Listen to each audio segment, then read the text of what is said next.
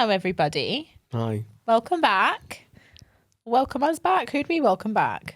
Everyone. Welcome. Yeah, if you've watched one of these before and you're actually watching another one, thanks for watching. Well, today we are going to be talking about finding, I guess, like that top 1% of your business, finding that kind of top tier talent. The reason we're going to talk about this, maybe you can kind of explain why this came up after some conversations you were having with some people that you're away with last weekend. Can I just say, but before we get into the 1%, getting talent in general is forget top 1%. Yeah. Finding good workers is a problem right now in the UK. Yeah. I've got a friend that's opening up or extending a nursery, right? Very successful businessman, very successful. And we were chatting away in the gym, and he was talking about he's extending. He's got like a play area and he's got like a nursery. He's extending the nursery, and you know it's good business, and he's excited because he's doing something new. And we're talking, and then he just started talking about how hard it is to find staff. Yeah. And find good. So he says it's really hard to find good staff. The right so, people. Yeah, just to find good. Forget even great. Forget the top 1%. Trying to find. I think it was Gates that once said. I think it was a speech at Harvard or Stanford, and he says to the class in his opening party, whatever he was talking about, if you can turn up to work every day for a year, you beat 95% of the people in the room. Yeah, that's insane, isn't it? But if you think about it, how many people have we worked with over the past 7 years, coming on 8? How many people could you actually count and never missed a day? Ever? Yeah. It's a very small amount of people, so try to find talent. Yeah, true. Never mind good. And I used to think this was a me problem and a problem in my industry, which was sales. I used to think there was a high turnover, and I got coached by, it was a client in Australia who became like a mentor, and I looked up to this really savage guy, was a trained lawyer, but got into sales, was headhunted by Woolworths, which was like a Tesco Australia, to go over there and be like head of operations or something. Yeah. He was like your liaison. He's the guy that came in and went, all right, what's wrong with the numbers, and managed everybody, right? And I remember when I sat down with him the first night, I'm like, can I ask you questions? Can I network with you? And you know, he was outside my industry. And this must be about 10 years ago, so I must be mid-30s. And he says, what's your biggest problem? And I says, my biggest problem is finding good people and finding good people and keeping good people. And I started saying it's a direct sales thing, and it's to do with, you know, because of the type of industry that I'm in and blah, blah, blah. But that's the only industry I'd ever ran a business in. Yeah. And I'll never forget, we're sitting on a boat. What did I do at a boat when I was asking this question?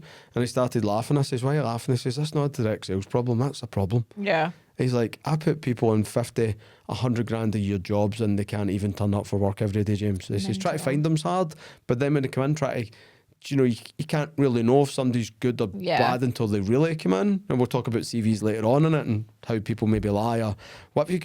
You can't see if somebody's reliable and a hard worker. Everybody says they are. Yeah. Whoever sat in an interview and went, just so you know, I don't turn up every day and I'm really lazy and I skive all the time. No one. Although we have had a few the direct sales world come in and say that. Pure honestly. But they in the back it put, but I'm working on it. Yeah. Well, because we do ask them what's your biggest weakness.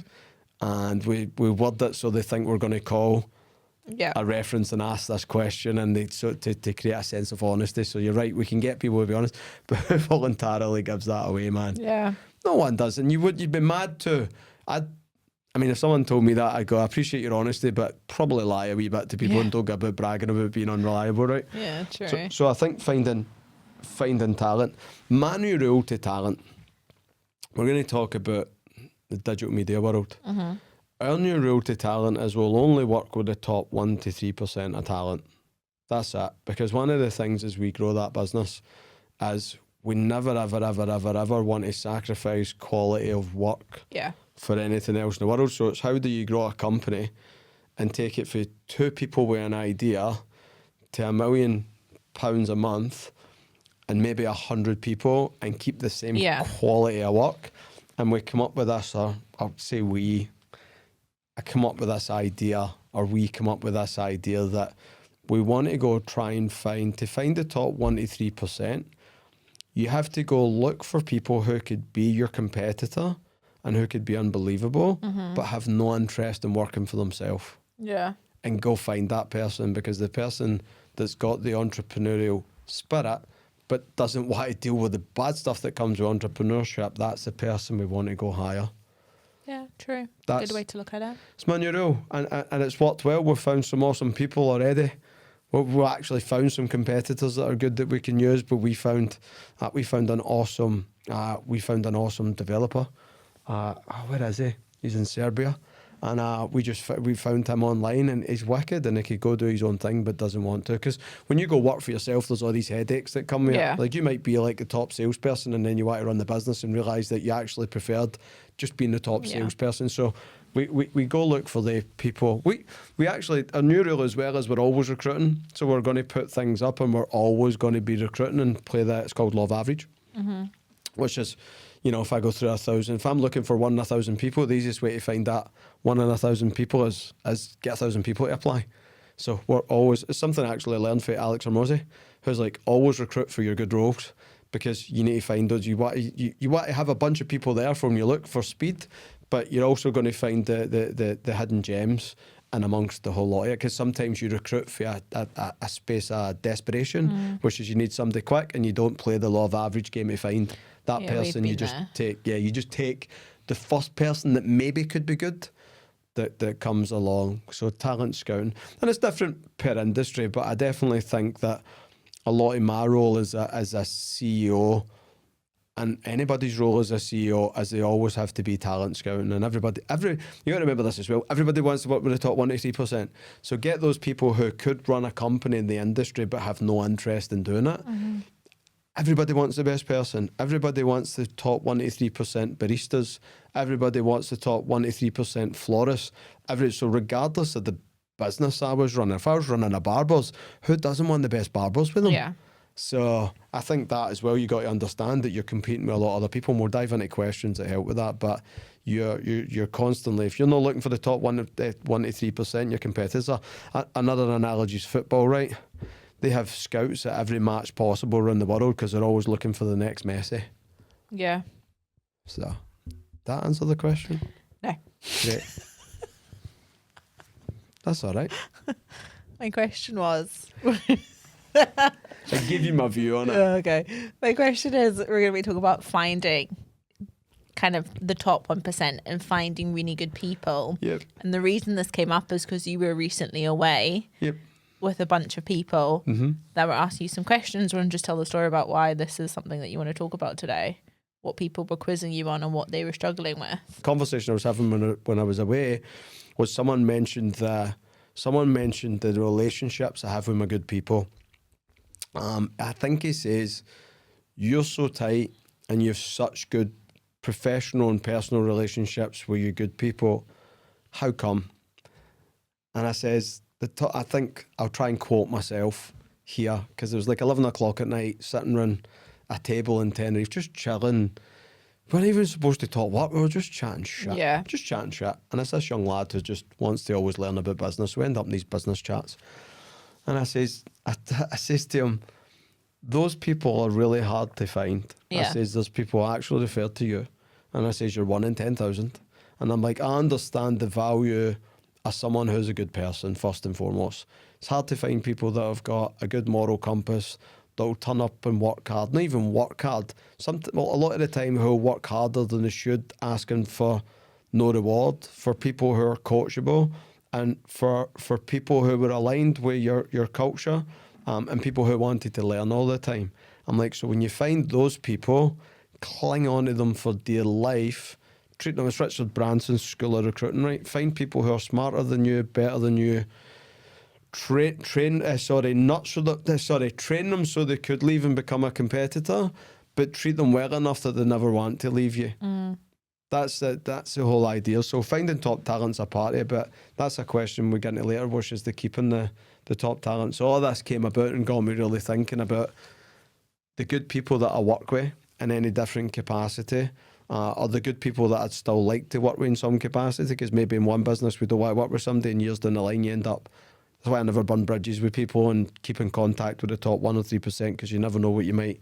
But anyway, nurture those people because they're hard to find, and just be aware that those top 1 to 3%, after the top 1 to 3% of people, they're always going to have options. They can leave you in a heartbeat. Yeah. But you want them not to want to. Like, how many times did I say to you, go run a business? Yeah. You don't. Like, you could. You're more than capable of running a company and running loads of people and... Just trying to get rid of me? Is that your way? Is that your way of but trying I to fire meant where me? we still do business together. Don't put it like that. Don't frame it different. It was a compliment when I'm like, you could run. But again, you're that person. You're that person who could go in and start a company and grow it. But at this moment in your life, you don't have any. You might have some point, but this moment in time, you've no interest in doing it.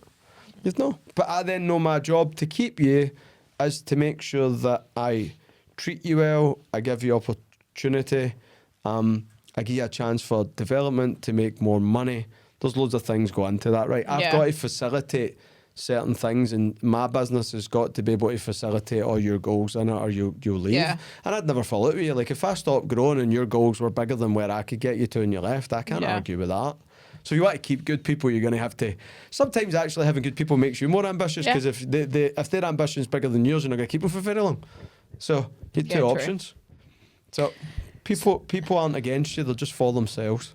So when you are looking for people, because I think a lot of the people, when I'm thinking of, I guess, the people in your life that you work with that we would deem as your sort of top talent, I think all of them actually came from no experience really in what they're doing now, or kind of the areas that they're working in now and doing with you now.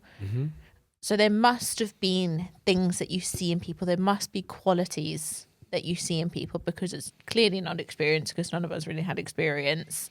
So it must be kind of qualities. So what are the qualities that you look for in people? First one's moral compass. My yeah. only rule in life is I never hire a dick. Yeah. Yeah, I don't care if someone's got all the skill in the world and can bring in loads of revenue. Yeah. If you're not nice to people, you need a moral compass. I remember asking someone how I knew if someone had a moral compass in their first meet.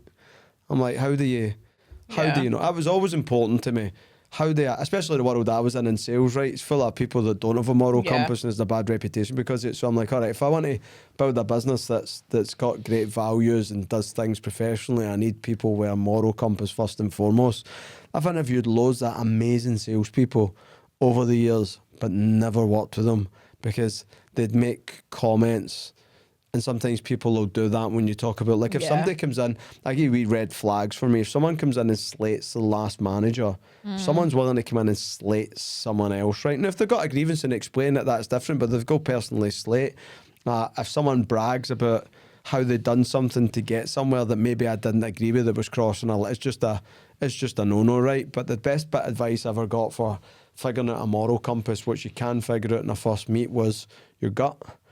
And someone says to me, if you sit with someone and you're talking to them, think about whether you take them to your nana's for a cup of tea. Nana means grandma, in case you don't use nana wherever you're watching this, right? And I'm like, if you would take them to your grand's for a cup of tea, probably a good person. Yeah. If you think, no way would I take this person, it just wouldn't feel right, probably not a good person, right?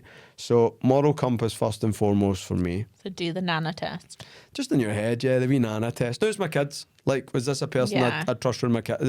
Like, and everybody doesn't have to be. Again, we're talking top 1 to 3% who I would foresee as being business partners in the future, right? I'm not going to take everybody to my grands or everybody, but if you're my top 1 to 3%, you know my kids, right? Yeah. Like, all my top 1 to 3% have been in my home, they've met my family because I trust. I'm not going to take it. It doesn't mean I don't hire people, but again, we're going to focus on top 1 to 3% of talent and people who I'm going to be honest with and spend loads of personal time with and professional time, right?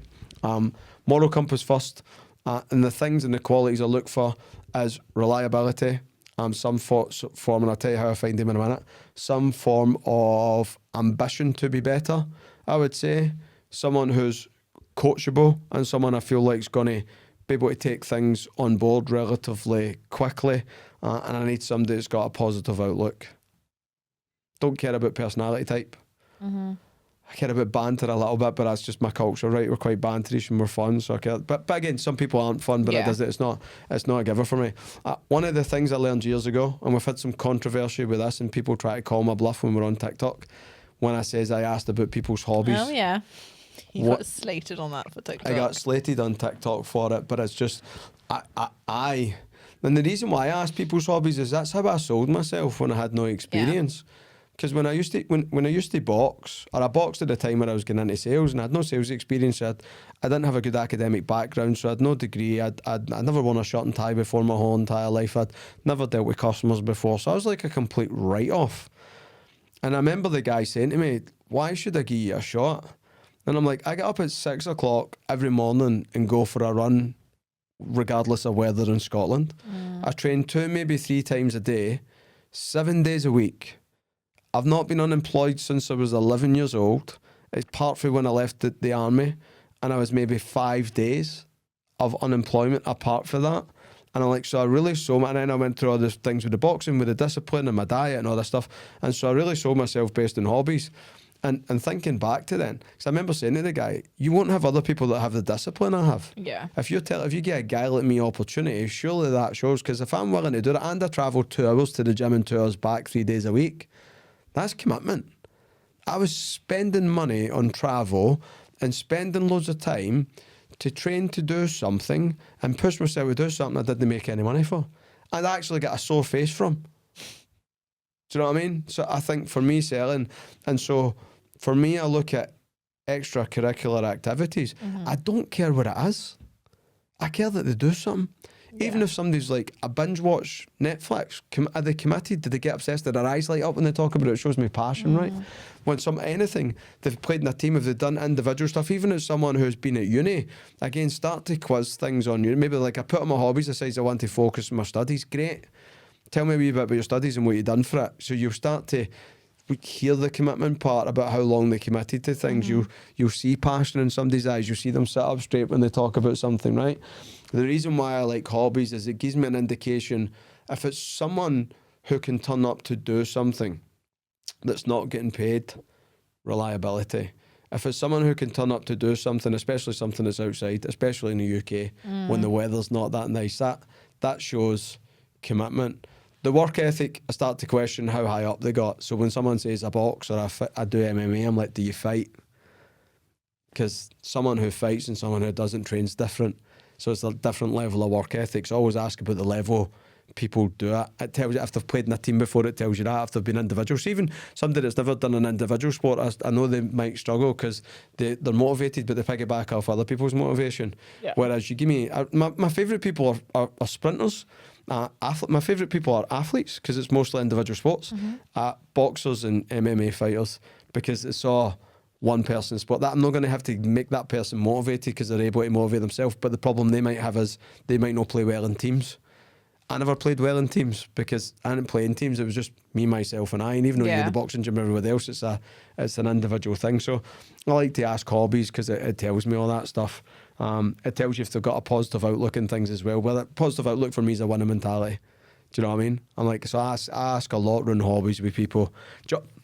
Job for the most part for people, when a lot of people go the job route, a job is what we do to make money. So it's to me, it's not a true indication of who you are. What you do when no one's watching is who you are, I think. So I like to ask the hobby thing to find that stuff out. But they're my non-negotiables, man. Yeah, I have to trust you're going to be reliable. You've got a moral compass. You're positive. You're coachable, and you're going to put effort in. You're going to give it your 100%. I don't compare anybody to anybody, but there has to be a level of this stuff, or there at least has to be a huge want. So somebody might say, I was lazy in my other jobs, but I really need to get in somewhere where I get pushed to fix it. So as long as there's they're already there existing, or they can prove it. If not, I have to see some sort of honesty and admittance about the problems, but an eagerness to get better. So we had a guy that we were doing for development, and he doesn't know how to do certain things, and that could be an off-put. But we're like, would you be open to learning? He's like, I'll learn it in a week, no problem. If he's willing, I don't care that he doesn't know how to do it. I care that he wants to learn to do it. Yeah. I think that's a difference. I think you can see some people who look incredible on paper and look might have all the experience and have done all the right things and things like that, but they're not actually people that move your business forward. Yep. So I think like you can say all the right things and put all the right things on paper, but are they actually going to be people that moves your business forward? And probably not. It's those qualities will be the people that have the biggest impact. Yep. And those qualities will be the people that actually make a difference. Because in business, that's all that matters. Yep. Sure. Are you going forward? Are you moving forward? Yep. I'll take personality type values and habits over skill and experience any day. It's harder for me to teach someone to get out of their bed and turn up to work in time than it is to teach them anything else in work. Yeah. That, like, the amount of people I've worked with that have all the skill in the world but just can't turn up every day, so they get nowhere. So give me the person, we used to refer to them as poor, hungry and determined, right? That's what I was. Poor, hungry to get a shot to learn something and determined to get somewhere. Yeah. Like, give me that person any day, because skill's teachable. But the values and all that stuff and the habits, unfortunately, when people start their job journey, they're 16 and you've got 16 years of them not having this stuff to try and rub out. So I definitely look for that. Yeah. People can fix them, don't get me wrong. I don't just tick all the buttons. They're not going to be like a 10 out of 10 in them all. As long as they've got more good bits than bad, then I give people a shot. But when I'm looking for top talent, they got to tick the boxes. So where do you then look to find this 1%? Where do you find these people? Anywhere you can. It's like advertising for a company. Like you want to look in as many places as humanly possible. Sometimes you'll find wee pots of gold. So sometimes you'll find a good recruitment site that feeds you good people and you don't have to look in a lot of other places. We're not going to get into that. It's a touchy subject in our world right now. We have problems with a recruitment platform that we love and seems to find the best talent, right? So that when we are recruiting for the digital media world, we've got loads of different platforms that we can go in and use. We actually started looking at unis in different countries to find interns and try and find some fresh, what could be top 1 to 3% talent, right? But there's definitely platforms. So the digital world, we use like Upwork. For some reason, we tend to, and you can actually specifically put in, I'm looking for top 1 to 3% of people, and they've got all their data, and it'll actually give you the top 1 to 3%. It's funny because my business partner, well, you know who it is, but for everybody else, business partner, his name's Harris, and he called me the other day, and he's like, so my job as CEO of that company is to go find the talent. He's gives me a list of people we need and all the stuff we need and boxes you need to tick, and he specifically wrote, I want the top 1 to 3% of talent. I'm not interested in us dealing with anybody else, right? He'd be dealing with them on a day-to-day basis. I'm like, no problem. 2 days ago, he's like, people are fucking expensive, aren't they? I'm like, you asked for the top 1 to 3%. He's like, I know. And I'm like, yeah. If we want people that are already the top 1 to 3%, we're going to have to pay some more money. Yeah. And we don't. And that's a good thing. Like, when you find the top 1 to 3%, they're worth their weight in gold, so you don't mind spending more money. Because I can always find a way of making the money to pay them. Yeah. I can always find a way of making more money. Again, I think the top 1 to 3% of people in any industry and the ability to get them in, keeping them's, how do I word this? I'd rather make less money to make sure they had enough money to keep them, because without the top 1 to 3%, your business isn't going to go to where it needs to go. Yeah. I also think it's just also like, you can find a lot of people in not conventional ways. So everyone that I would deem you would be your top 1 to 3%. I'm going to put myself in that. But you never actually interviewed for that specific thing. So I never applied for you. I was in the industry and knew, like, we were connected via other people. Yeah. So that was different. But then your business partner in the digital agency, he interviewed with us for another company. And then another person that you have working in the digital agency, again, used to work with you in a very different industry before.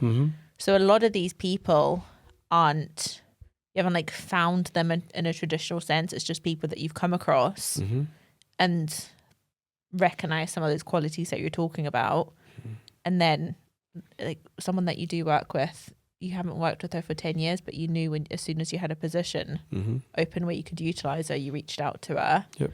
So I think it's also just like being open to it in general life, because you don't know when you are going to come across these people, and you see things of like people talking about, like, you know, I went on holiday and I sat in a beach club in the south of France and I started talking to a guy and he became my business partner. Yeah. So you never know where you are going to find these people. Yep. That's why I think you always have to be like receptive to people. Yep. To find them. Yeah, you have to always be looking, right? There's definitely people in life that I meet and I'm like, I'd like to do business with them one day. I don't know how or what. It would just be a nice person to be in business with. And just to hit on your point about these people going away and coming back, sometimes your business, you get these top 1-3% of people, but you can't keep them because they're just not aligned with what you're doing in that moment in time. Yeah. So you're right, if something further down the line, that's also why you should never burn bridges, especially, and even with anybody in general, because you just never know when that might be the perfect person for something else, right? So I never burn bridges, but the top 1-3% for me, again, nobody's against you, they're for themselves. So if they do happen to find a better opportunity and go somewhere else, don't get sour grapes about it. Don't get upset, don't mistreat, because again, I've got a bunch of people that I can call up 15 years later and go, I have this new opportunity. I'm always trying to create new businesses, so there's always going to be new stuff. And I might be the very perfect person to do that role, but if I burnt my bridges 15 years ago because they left me, so I'll do my best to keep the top 1-3%, but I also understand that no matter how hard I try, they've got their journey that they want to go on, and it might not always be aligned with mine. But if you do have great people, I see this happen all the time. I get people through my door that were the top 1-3% in other businesses, and the other businesses lost them, and the other businesses mistreated them when they left. They'll never do business with their people again. Yeah. And it's a huge loss to the person because you just don't know what the future holds. My wife's worse than me. There's people that should have burnt bridges with me, but I don't hold any grudges. And I was their top 1-3%, I suppose, at one time. I should have. And my wife's like, if you ever get into business with him, I'm like, I never write anybody off. You just never know. So I'm lovely to everybody all the time. And when people leave, they have to leave with a good taste in their mouth because you don't know what's going to happen in 20 years. So have you ever been wrong about someone then? Have you ever been in a position where you did hire someone and you thought that they were going to be incredible and set the world on fire and really kind of have a massive impact, and then been wrong about them? And what did you learn from that experience? Trust my gut. Anytime I've been wrong, it's because I never listened to the wee voice. Gut means instantaneous. Yeah. Gut means, you know, all right, when do I make all my decisions? First thing in the morning. First thing in the morning. It's a little trick that I use for anybody watching, right? And this is my thing. I never learned it anywhere. It's just, did learn it somewhere actually. I've learned to trust my instincts. I've learned to, it's going to sound really happy, but be really in touch with how I feel about things, especially when I'm trying to make hiring decisions or business decisions. I think I'm the most in tune within the first hour and a half when I wake up in the morning. And the reason I'm saying that for me in my personal life is that's the quietest bit of my day. Yeah. Everything else is filled with people and madness and energy draining things or energy draining people. And, you know, there's a million things going on in my head. And when I get to night, even when I'm on my own, my head's spinning through all the things that have happened that day. So I've learned that if I go to bed thinking about something, so if I'm thinking about hiring someone, right, that where I question it. If I know the answer to something, it's instinct, it's gut. If I'm like, 100% this. If I can say 100% straight away, that's a gut instinct. That's I know it. It's either I know it to be factual and I've got evidence and I've got data to back it, so it's a data decision. I'm like 100%, it makes sense, right? It's very logical. But if I'm just taking a shot on somebody, it's like a date, right? How do you know if you like somebody? You just know when you start talking, right? And then you can pick apart loads of wee things. So, but if I go, I'm not sure, I know I have to sleep on it, because then the next morning, when my head's clear, I'll wake up, I'll ask myself the question, and then whatever the first answer comes, the gut answer, and I just go with that. So what about then? So my argument, and then my question would be then where you're saying if you're not sure, you need to sleep on it. Would the not being sure not be your answer? Like if you're not straight away, yes, is that not? No, if it's a gut instinct, sometimes I get too much going on in my head. Sometimes I might overanalyze things. So no, it's just my gut's not working properly. Yeah. So for me, whenever I say I wait till the morning and answer means, but if you get me the right time where my headspace is clear, I can make decisions quite quick. But Bezos calls it decision fatigue. He says you only make three to five big decisions a day, and then actually refuse to make decisions because your brain gets tired. Because it's when you make a decision, it's like work for the brain, isn't it? And especially when you're making hiring decisions. I made a bad hiring decisions. I'll tell you a practical thing I learned. I learned to check references. We hired someone who lied in their CV and came across good, and that was I think it was like an £8,000 mistake. Yep. Now I'm like, I will check references. Now when we hire even a freelancer, we give them test work. We do a test and we risk €400 or 400 quid. We do something small just to we didn't even test skill set, to test speed, efficiency, and how quick they respond and how open to learning they are and feedback. So that's practical. But the gut thing, no, there's not an argument. If I'm doing that, that's no my answer, because sometimes I just don't feel like my gut's operating because my brain's too busy. So that's fair. I'll allow that. Thanks. Appreciate it. I also think sometimes, from what I've witnessed in the past, there's been times where we've thought people will be absolutely incredible. And I think it's because, again, we've got excited. They know when to say the right thing. They've known the right things to do. Their CVs have said the right things. And I think there's been instances where people have come in and maybe expectations of that person have been so high then, because we do think that this person's going to change the world and be absolutely incredible. So we put all these expectations on. But I think when you have such unrealistic expectations, you always set yourself up for that disappointment. Yep. And then it's naturally... It's like you think I'm going to turn up every day, but... Wow. So that is how you find that top percent, that 1%. That's how we kind of, I guess... We're always on the lookout. We take more than just what's in their CV, all that sort of stuff. So, can I just say something about CVs just now, please? What do you mean? Can I just say something about CVs?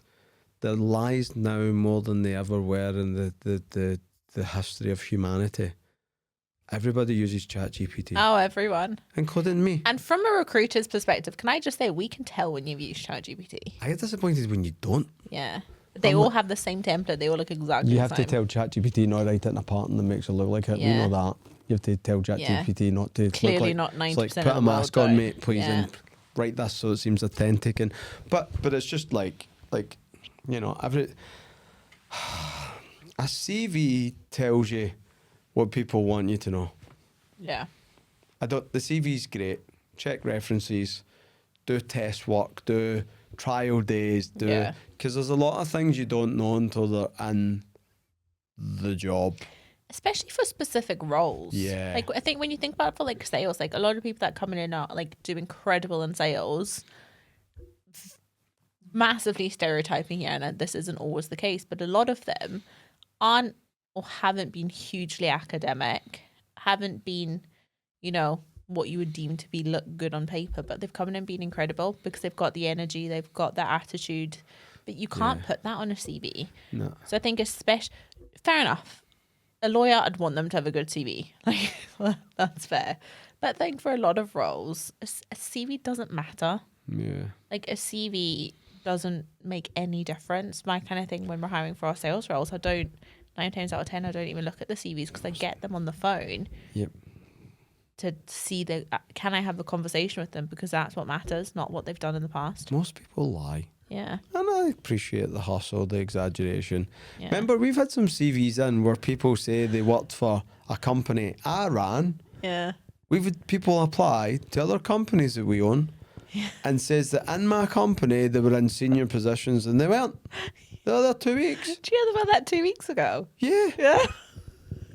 And I'm like, you 100% did not do that because that's a company that I run. Like, but again, that's just what people do. And even you're talking about lawyers, they'll exaggerate. Come on. Like, everybody's gone. It does. You're right, it does matter in the Dundies. But that's the check references part, that one. That's the. But you know the other thing that sucks in the UK? And I don't know if this is just a UK thing. You can't be negative on a reference. I know. What's the point? True. So if you didn't turn up every day and you were a terrible employee, I'm not allowed to tell your next employer that.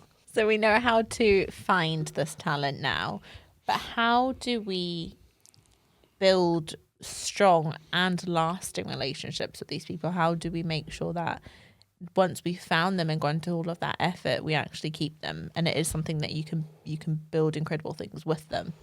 I think there's two relationships you have to build with. Again, we're sticking to the top 1%, right? Mm-hmm.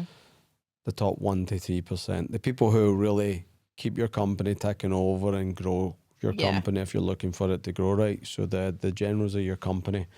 I think first and foremost, you need a strong foundation of a good business relationship. Yeah. And that is just respect, which means no hypocrisy, support, actions, not words. I don't respect you because you tell me something's going to happen or I'm going to get something. I respect it when you do it. So I think you need a professional relationship first and foremost.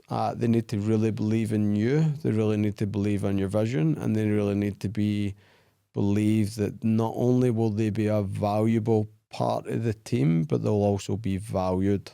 So I think you need a good, solid professional relationship. I also, some people might argue, think you need a personal relationship. A personal relationship, it doesn't mean that you have to be friends with somebody. Although you do claim that we're friends a lot, right? I can claim we're best friends. Best friends, you claim a lot, right? Personal relationship just means that I show an interest in someone and treat them like a human being. You know, I've got loads of good, strong personal relationships with people, but we don't spend much personal time together. And I suppose that's the human element. And when I used to take people for, spend loads of time. When I was building my first company, I was taught to never eat alone. If I really wanted to build the right business relationships and personal relationships with people, every time I went to go for a meal, I should have someone there with me, either talking business or just getting to know the people that are working with me, right? And so it's not about us coming mates, it's about me getting to know you as a human being and me managing you like a human being, which actually professionally helps me manage you as well. I think building a personal relationship, there's this old saying, one of my first mentors, and my best mentor I've ever had taught me this. He says, people only care how much you know if they know how much you care. And it's easy to tell people you care about them, but it's hard to show them. Mm-hmm. How do I show people I care? I do things over and above what my job role would be, right? I do nice things for people. You meet someone, you buy them breakfast, you buy them a dinner, you bring them random coffees, and you do random things. We take people away on trips. We take them to Portugal. I'm quite sure you came to Dubai. Just Dubai have we been to? Yep. Yep, is that it? We need to do another trip soon, wouldn't we? So the other people that spoiled it for you, remember? Other people crying that they had to go. And anyway, so that's not happening again, by the way. We'll just change that rule. So, but I think it's like falling in love with somebody. Saying you love somebody's easy if you want something, right? Everybody on the planet says it to get somewhere. Showing somebody you love them, and you don't show somebody you love them by doing the things you expect. It's the unexpected things that make people fall in love with you.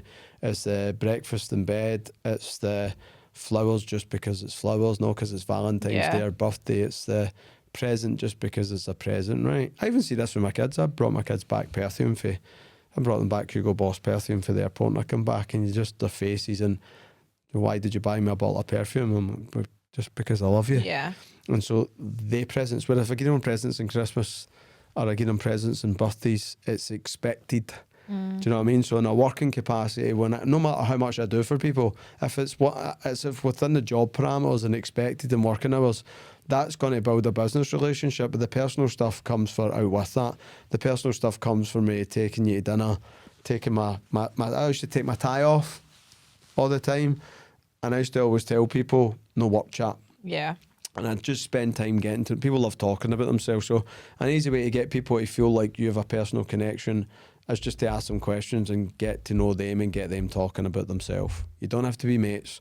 You don't have to go get drunk. Now, I've made loads of really good mates from doing that. Like, we just naturally became really good. In fact, all my best friends are all come for that.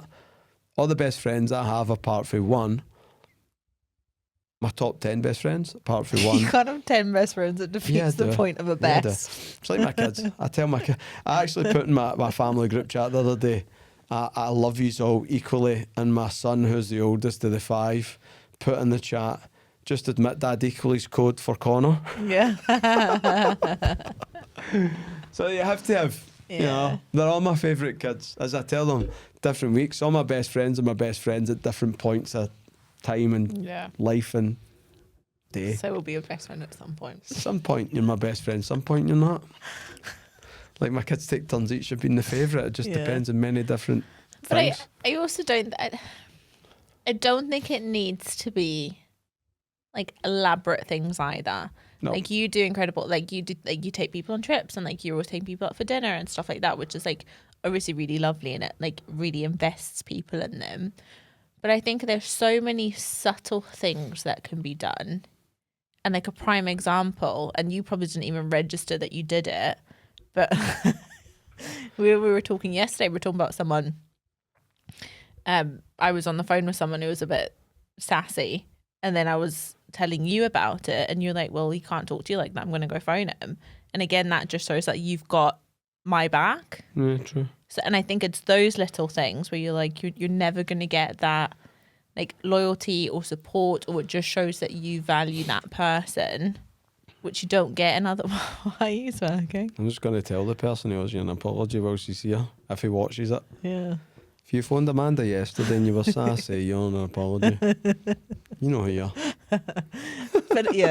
But I think that like it's those little things that it's not. True. No, what? That's true. I think so. Those are the things that make a big impact. Those are the things like a trip is lovely, but it's all those. It's you sending a text last week saying, "Just so you know, I do really appreciate you." Those are the things that make a difference. It's not the big things. I forgot I sent that text to you. You did. You may as well have just sent me, why are you getting all soppy? What did you say? Have you bumped your head or something? I'm like, sorry for being nice. So I'm like, it's true. It's totally. I suppose, but it's an out the blue appreciation. I do a lot of that stuff, but I did feel like it was due. I never do or say something for somebody that I don't mean. No, exactly. But it's when you do that stuff. I generally do give a shit about people. But it's when that stuff happens. Like I've always known, and I've never ever doubted that you haven't appreciated me and what I do. Mm-hmm. But I think it's those little things, it's those comments like you said yesterday with that when I came off the phone with that person. When I wanted to phone and tell him he was the dickhead and to apologise to you. Yeah. And you told me not to. You actually stopped him getting called the dickhead. But it's just those little things. Keep this in this podcast, do not edit this out. I want him to see it. He won't watch this. Yeah. If he wants to learn, he will. Jokes. But so I think it doesn't always have to be big, and it doesn't always have to be like extravagant. Like I said, the trips are incredible, and I think they do lock people in. But it's the little and often things that make the biggest difference. No, you're right. You actually just reminded me of something I teach my sales team leaders. Yeah.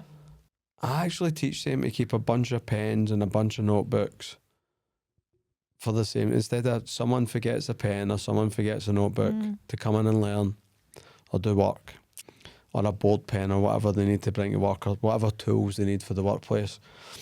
I actually forgot that I even teach this, man. I've probably not even taught it for a while because I'm so far removed for that part of training now. Yeah. That I teach them to have spare stuff so that when someone who's brand new comes in and says, oh, I forgot my book, or oh, I forgot my pen, you have an opportunity to say, don't worry, I've got your back, and give them it. Yeah. Rather than, oh, really? I told you to bring it. Yeah. And I'm like, and I actually taught them that to win the person over. And because usually with it's also the opposite where they expect to get in trouble because they were supposed to bring it, but already feel like rubbish.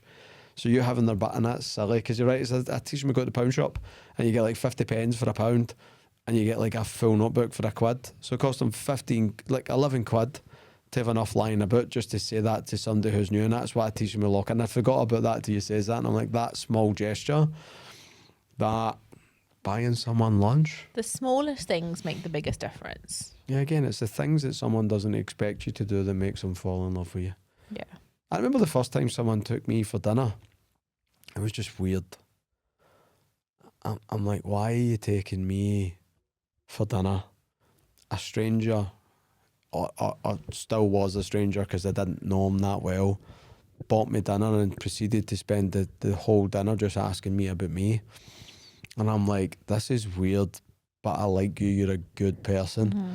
And as soon as they bought me dinner, I remember what I performed the next day to thank them. So that also goes a long way to getting your team to perform, because there's a difference with people doing things because they have to, or doing things because they want to. And when you run a team of people who want to do well for you, you don't even, you don't have to do much for those people apart from give them the skill and give them the tools they need and point them in the right direction. So I remember wanting to impress them and wanting to pay them back for being so nice to me.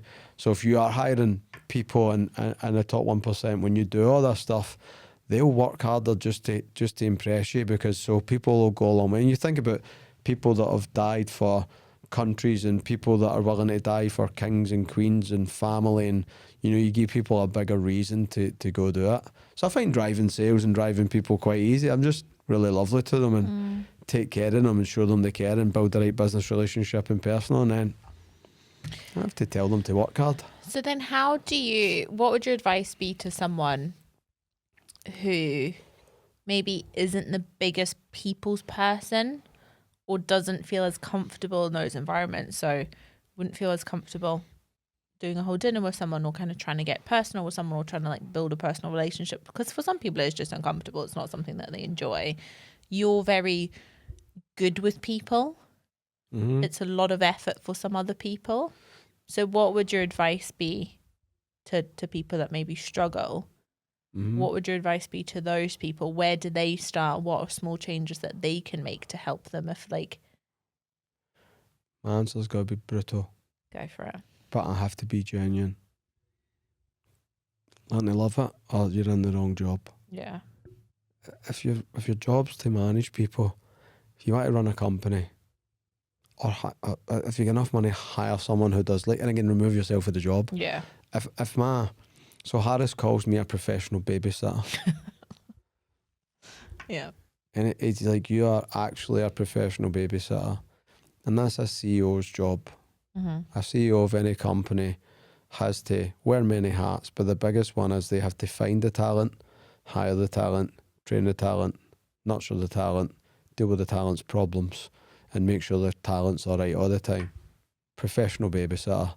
So if you want to be the CEO, right, and there's many people who own companies, but they hire CEOs. So the introverts, Bill Gates and Microsoft hire Steve Ballmer. He's not a people's person, right? He's not. Yeah. Gates isn't a people. He's not an extrovert. He's quite comfortable, but he's an introvert, I think, naturally. And I've seen him on interviews admit this. So if you don't like it, you shouldn't be doing that role. So if you're playing the role of CEO because you run the company, but you don't like the people aspect, you very quickly better get enough money, and one of your first hires is to get someone else to do that job, because it's a job that needs done to grow the company, right? So, or just learn to love people. That's just... You don't have to love everything about people, but just appreciate it. Because without people, you're going nowhere. It's like customers, right? And people complain about customers. I'm like, if you don't have customers, you won't have a business. So stop complaining. Yeah, true. Who cares what they say? If they're spending money, they're a customer. So treat them nice. Yeah, well, that's fair enough. So you've said how to build those lasting relationships, how to kind of build relationships with people that will go on for many years and help the business for many years as well. What are common mistakes that you've seen people make in that instance when it comes to building relationships with people or trying to build kind of a strong foundation? Too personal, too quick. They try and build a personal relationship before a business one. Too personal, too quick as they'll get drunk in front of people. Our general rule of thumb is if you've seen someone puke, fight, chat up the opposite sex, there's no business respect there. Yep. But if there's enough business respect there and that's solid enough, that stuff will never break that respect, because the respect's already there. So too personal, too quick, because people just want everybody to like them. And it backfires, especially when you try and get serious. When you switch for that to being serious, it's a weird combo. Yeah. But switching for being serious to being friendly is not weird. That's the natural blossom relationship, right? There's an old saying that you'll never make business partners out of friends, but you always make friends out of business partners. Not always, but a lot of the time. So that's a mistake. From a business point of view, hypocrisy. Be careful what you tell people who you are, because they're going to find out eventually. It's like dating. Yeah. They're going to find out eventually. You know, I famously tell everybody that I had a wee meeting with my wife when we started dating, and I told her all the stuff I didn't think she'd like. And we are 18 years together, maybe 17. I'm losing count. I'll be counting decades soon, right? But anytime she pulls me for stuff now, I'm like, I told you that on our first date. And she says, it doesn't mean that I liked it, and it doesn't mean I'm not going to try and change it. Yeah. Because I'm like, because I told her all her expectations for me were set on it. We're going to talk about transparency and on it. I was just honest up front, because I'm like, you've got to find out anyway. So I'd rather she found out now and she entered the relationship knowing the good and the bad. So I think the mistake a lot of people make is they, for no better words, talk shit. Don't tell people there's development in your company if there's nothing. Yeah. Don't tell them it's a nice culture if it's bitchy and it's not. Don't, because as soon as people call bullshit and feel like you've done that the relationship's done. No matter how good looking a guy is or a girl is, like, it takes years to build trust. It takes milliseconds to lose it. So a mistake people make is they chat shit to hire the top 1%, and the top 1% realise they're chatting shit, and then they just leave. And they leave with a bad taste in their mouth because they felt like their time was wasted. Which again, at the beginning of a relationship with my wife, I'd rather be finishing the first date than the 51st date. Yeah. That's time wasted. So I'm like, all right, let's get the bad shit out of the way. I told her all the stuff about my past she might not like. She knew everything about everything within a week. I'm like, I just want, before we move forward, I just want to be super clear. Obviously, gotta try to be funny now. Obviously, I'm hot, and obviously you want to date me, right? But here's all the things that you'll find out about me that maybe put you off me, so let's just say it. At the end of it, how do you feel about it? I'm cool, great. At least the expectations are there, right? So a mistake people make is they bring someone on board, or they bring someone into their company or business, and who they are in real life is not who they say in front. So don't put a mask on, just be honest and transparent. In fact, the first time you and I met, we were thinking about working together, I asked what I needed for you, and you just says honesty. And I says, I don't know how to tell lies, so. To quote, I said, just be honest and tell the truth. Because you were working with people that were full of shit all the time. Yeah. We'd hear this all the time. We'd someone just come back and work with one of my friends. I'll not name names. I was talking to this person today, and he worked with my friends in a management capacity and worked very high up with one of my mates, or one of our friends actually. And he went away somewhere and tried everybody else in the industry for 5 years and came back, and his words were, "Yous are the only people in the industry that doesn't talk shit. I want to come back and work with you again." Because he realised that, I mean, in the sales industry, right, it's full of people that talk shit. It's full of people that promise the world and deliver nothing at the same time. But that's a lot of their natures, right? Yeah. But we try and be honest and transparent. And so people will eventually see stuff. So just be honest, man. If your culture sucks, just at least admit culture sucks, but we'll try to fix it. Yeah. We're not the best at X, Y, and Z, but we'll try to get better. At least set the expectations. So I see people make a mistake and try and pretend everything's perfect. And I tell people all the time, when someone ever says to me, "You guys seem really perfect," I'm like, "Meh, we're not. Nowhere near perfect. We're as close as we can, as we can be, but we're not perfect. There's loads of things that you might not like. I don't know what they are yet because I don't know you. But there will be some stuff that you maybe don't agree with. That's life. Yeah. Whereas other people will go, yeah, everything's great. No, it's not. So you're talking a lot there about honesty and trust. Yep. Which I think is so, I mean, clearly, I think it's one of the most important things. We live in a trust recession. No one trusts anyone. How do you know when you found someone that you can truly trust in business? I didn't know straight away. I go into everything. We have got in a relationship with open eyes. I'm always looking for the cat. I'm always looking for the contradiction. Yeah. So my mum used to always say, "Be a good liar, you have to have a good memory, son, so be careful what you say." She'd catch me out for something 2 years later. Stopped lying because of my mum. Because 2 years later I'd say something, mum would go, "Whoa, what did you just say? Yeah. What did you say happened that day?" And then she'd recite the whole story back how I told her the first time. She went, and then she'd go, "So what's the lie? Now or then?" God. And I'm like, she's like, "To be a good liar, you better have a good memory, son, because I've got a good memory." And so I just had to tell the truth. Mum's like, "Whose fault was that? Mine." Because she was eventually going to find it, right? So point being, even when I get into the sales world, I remember the guy showed me a chance to progress, and he says, why should I give you a shot? And I pointed at the progression chart he showed me and says, if that's true, I'll do it. And for the first 6 weeks, I came in looking for the contradiction in the story. Yeah. Where's the hypocrisy? Where's the contradiction? If you're telling me that I have to do X, Y, and Z, where's the people doing X, Y, and Z? Do you know what I mean? You know, if you tell me you're going to get me a six-pack, where's the pictures of your six-pack? But I went into my sales career for the first 6 weeks, and they told me that they would promote me to management purely based on criteria. No politics, no seniority. Now, again, I had no experience. I was a non-educated delinquent, which means Ned in Glasgow.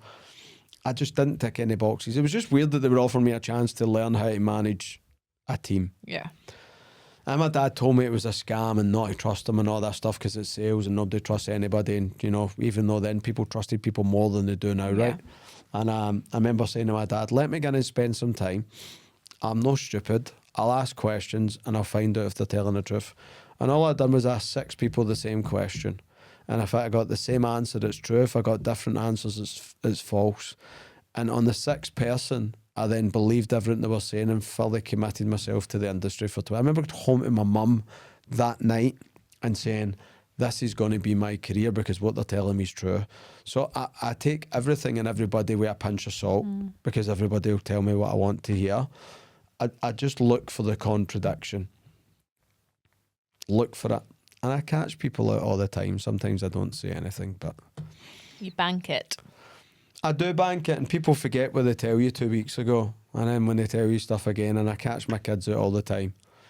I don't tell them if a good liar, you have a good memory. I don't teach them that, so they try and memorise it. My mum's mistake was I try to memorise and write down lies and sat there being like, okay, became a this is good liar for a while, no, but I could never outsmart Jackie, so I just gave up. I'm like, this is not a thing I should do. Yeah.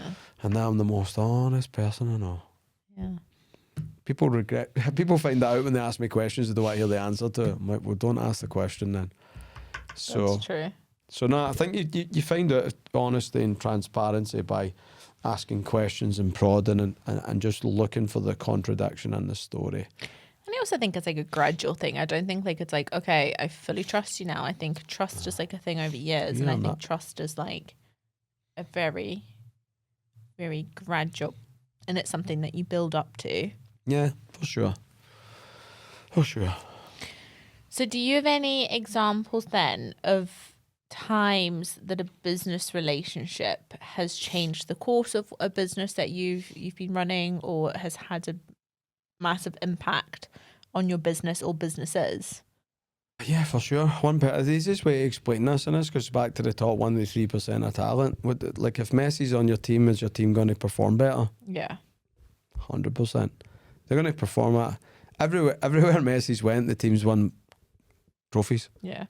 Right? And we're not going to argue about Messi and Ronaldo here, but it doesn't happen to the other one a lot, right? Which is my ownership of people that prefer the other one, right?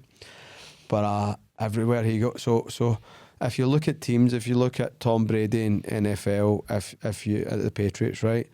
There was loads of good players, but without Brady, they would have done nothing, right? Without Messi, they'd done nothing. The teams that Maradona played for, and Pele and Ronaldo, and yeah, like sometimes a player carries a full team. So there's loads of people that have changed it.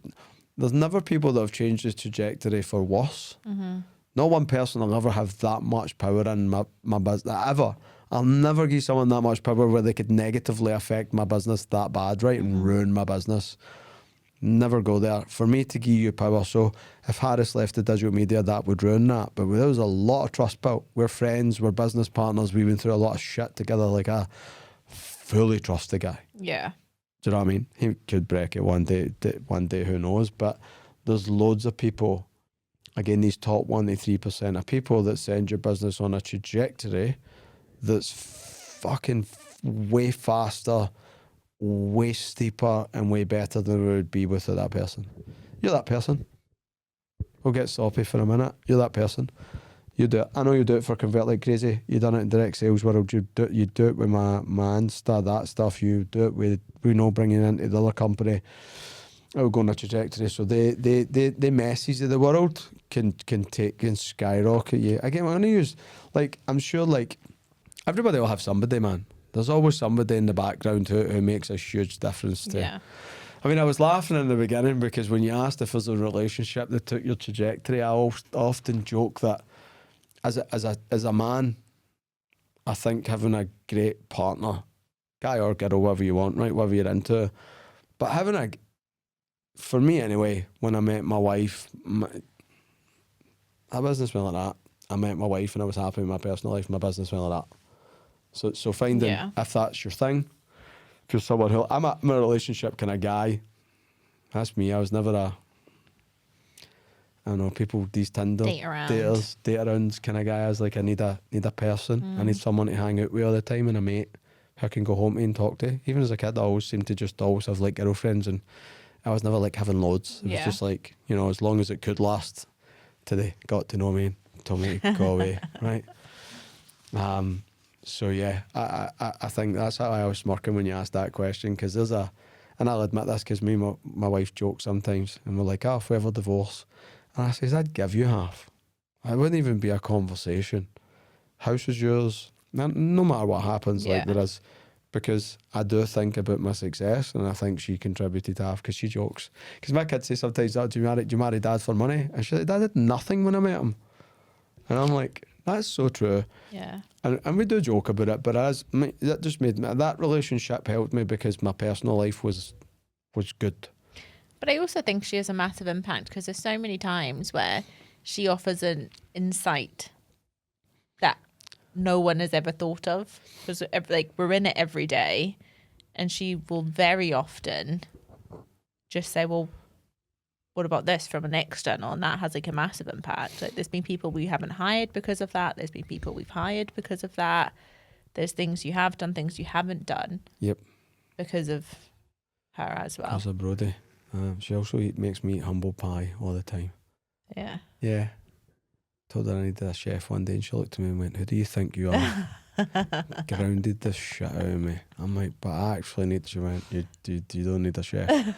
And I remember running for work one day, and I think we'd broke records. It's just one of those very few days in business that everything was just unfucking believable. And I remember going home, and she asked how my day was, and I took full credit for everything. And I'm like, I am a fucking beast. I'm a G. Yeah. And she looked at me, and I was wanting a well done, and you're my baby. She looked at me and went, get over yourself. So I think as well, she keeps me, if I ever get arrogant with money, if I ever, like, my language is arrogance. If I ever, like, I'll get another one up, it's only like a cut, like, if I ever use it's only, she humbles the shit back out of me. She's like, remember the day when we looked for money for milk and bread? And I'm like, nope, I was never that poor. She went, you fucking were. Don't forget where you came from. So I think having someone good to balances you out and helps you, pushes you, gives you external advice. And that could be a mate. Yeah. That can be a mate. So, you know, I know you seek external advice in your life, and it's your brother a lot. You talked into it. So I think everybody needs somebody external, a relationship that's not emotionally attached to work. Yeah. That can give you like that just outside perspective. I think sometimes when you're in it, you've got all these wee emotional attachments to things. Yeah. Because we care, right? But when somebody doesn't care, they just sometimes give you the best answer, which is, why are you being so stupid? And often it's quite obvious. But we're emotionally attached to it. So love is blind, right? Yeah. When you're in love with your job or you're in love with your business, you're blinded sometimes to some shit. So you need somebody outside to go, you know? What are you doing? It's when your mate meets your missus and goes, she's a psychopath. What are you talking about? And then he's like, 2 weeks later, our rule was, if one person says it's an opinion, if 2 people say it, there might be truth. If 3 people say it's a fact. Yeah. So if 3 mates meet him or her and say get rid, probably should get rid. Probably. Yeah. You need that non-emotional attachment. Well, I think that's a good place to stop this episode. I was stopping. There's definitely a part 2 coming next. Next episode will be a part 2 of this. Finished. How many because questions? There are, we've answered 10 and there are 15 left. So there definitely will be a part 2. So the next episode will be a part 2. We didn't mention this at the start. I feel like now is a good time to mention it. We've committed to our schedule, to our posting of what we're doing. So this. Amanda made me commit. Yep. Twice a month, we'll have a podcast go up on the 1st and 15th. It was up for discussion, but that's what we'll do. Yeah? No problem, boss. Great. So on the 1st and 15th, I see that assumptive close there. That's called assumptive closing. On the 1st and 15th, we'll have new episodes out. So twice a month. If we're feeling lucky, sometimes we might. We'll do twice a month. Yeah. There is no lucky this year. No, maybe. Sometimes you get in moods and you just want to talk. True. Yeah, sometimes. True, there might be a mood. We might be in Dubai on holiday and I might just go, I need to do a podcast now. Sometimes the inspiration strikes. And those are always the best ones. Okay, I'll give My you that. favourite podcast we've ever done is we booked like an hour before we rocked up. Yeah, we had nothing to do every afternoon. We just wanted to come here and talk shit for 2 hours. So twice a month minimum you will hear from us. Next episode will be a part 2 of this. But thank you so much for watching and we'll be back in 2 weeks. Ciao.